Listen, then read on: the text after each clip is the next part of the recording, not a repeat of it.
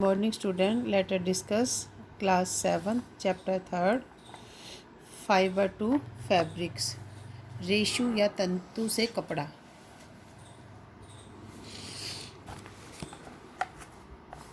Fibers are hair-like structures which are used to making fabric. Fabric can be classified into two main categories. Fibre क्या होते हैं? बाल जैसे रेशे होते हैं जिनका उपयोग कपड़ा बनाने के लिए किया जाता है। नेचुरल फाइबर जो होते हैं प्राकृतिक स्रोतों से प्राप्त होते हैं, like H animals and plant. Example के लिए रेशम, ऊन एक्सेट्रा। सिंथेटिक फाइबर होते हैं, प्राकृतिक फाइबर से प्राप्त नहीं होते, ये मानव निर्मित होते हैं। एग्जाम्पल के नायलॉन, रेयॉन एक्सेट्रा। वूल क्या होती है? ऊन हमें जानवरों के फर या बालों से प्राप्त होती है। बालों का मोटा कोट या फर फ्लीस कहलाता है। ऊन के तंतु उनके बीच मौजूद खाली स्थान में हवा को रोकते हैं, जबकि हवा गर्मी का एक पुअर कंडक्टर है। ऊन फाइबर गर्मी को रोकते हैं, इसलिए ऊनी कपड़े हमें सर्दियों में पहनते हैं। ऊन को आसानी से विभिन्न रंगों में रंगा जा सकता है। यह सबसे तेज फाइबर है जो अन्य पशु तंतु की तुलना में अधिक गर्मी प्रदान करता है। एनिमल यील्ड वूल। पशु उपज ऊन। भारत में भेड़ों की विभिन्न नस्लें अलग अलग स्थानों में पाई जाती है। भेड़ों की नस्ल तालिका में दी गई है। हालांकि भेड़ें उनका प्रमुख सोर्स है, लेकिन गोट और याक से भी हमें ऊन प्राप्त होती है।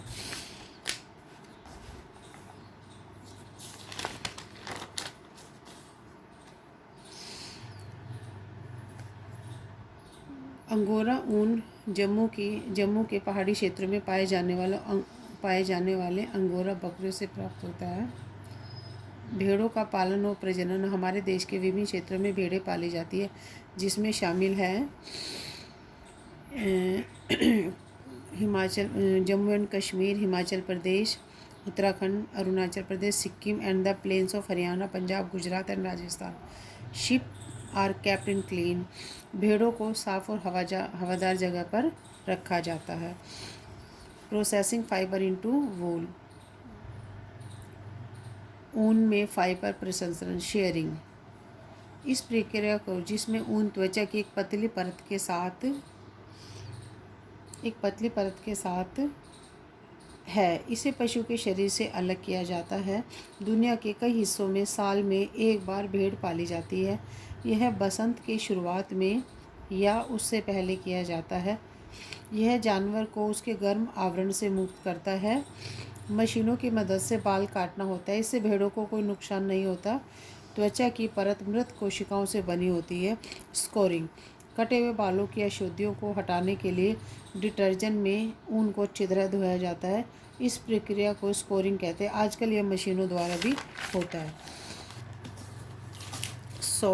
Sorting and grading. छटाई और ग्रेडिंग। आफ्टर स्कोरिंग, क्षतिग्रस्त और कम गुणवत्ता वाली ऊन को हटा दिया जाता है। लंबाई, गुण, रंग और बनावट के अनुसार ऊन को छांटने की प्रक्रिया को ग्रेडिंग कहते हैं। फॉर्मेशन और बर्स का गठन। छटाई के बाद प्राप्त छोटे तंतुओं को बर कहा जाता है। कभी कभी ये बर स्वेटर पर दिखाई देते हैं। तंतुओं को फिर से सुखाया जाता है और उसके बाद उनको बुनने के लिए तैयार किया जाता है। डाइंग। ऊन के रेशे जो सफ़ेद या हल्के रंग के होते हैं, अलग अलग अपनी इच्छा के अनुसार रंगों में रंगे जाते हैं। सिल्क। रेशम सबसे मजबूत प्राकृतिक फाइबर है।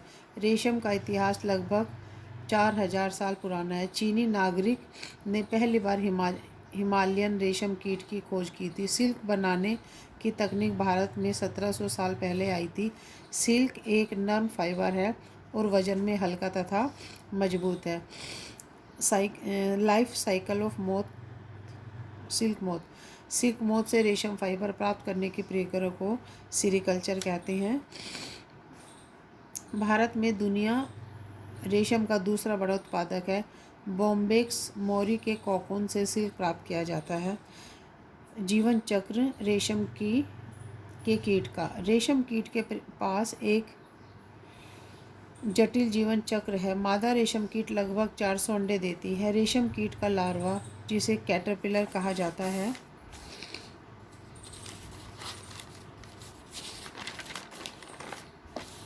दस दिनों के बाद निकलता है। यह लगभग 3 इंच लंबा और पत्तियों पर 5 वीक तक फीड करता है। फिर यह एक कोकून या आसपास के मामले में घूमता है। 3 से 7 दिन कोकून के पूर्ण होने से के 10 से 12 दिन तक एक परफेक्ट मोथ कोकून में मिल जाता है। 4 से 6 दिनों में फीमेल मोथ 400 अंडे देती है और फिर यह दूसरा लाइफ साइकिल स्टार्ट करती है।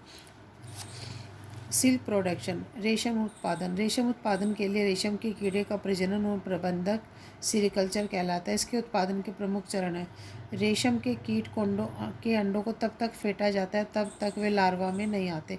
लार्वा शहतूत की पत्तियों पर लगभग 6 सप्ताह तक खिलाया जाता है।